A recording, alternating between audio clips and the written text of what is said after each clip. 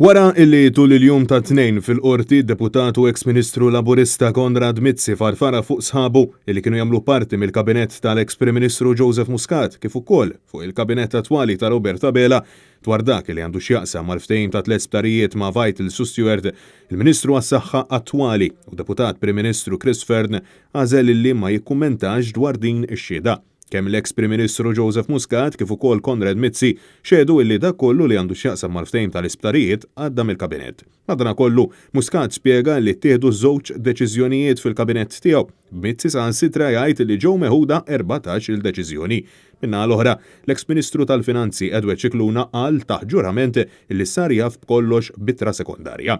Għalaqstant staqsejna direttament lill-Ministru Chris Fearn li taħtu jaqgħu l-isptarijiet. Huwa wieġeb illi kulħadd ara u sema x'intqal mill-predeċessur tiegħu u għażel illi jinħeba wara s-suppost sigriet tal-kabinett. Rigward ix-xhieda tal-Onorevoli Mizzi, kulħadd semaħħa bħalma smajtu għandkom, m'għandix nikkommenta fuqha li fil-ngħid bħalma tant darba mhux indejs li dak li ngħid fil-kabinett m'iniex f'libertà li niżvela. Lura f'Lulju meta l-Awditur Ġenerali kundanna dan il-ftehim u insista li kellu jiġi skwalifikat, il-Ministru Chris Fearn kien stqarri li tali rapport jindika tħassib serju u insista li ma kellux idea bl-eżistenza tal-Memorandum of Understanding.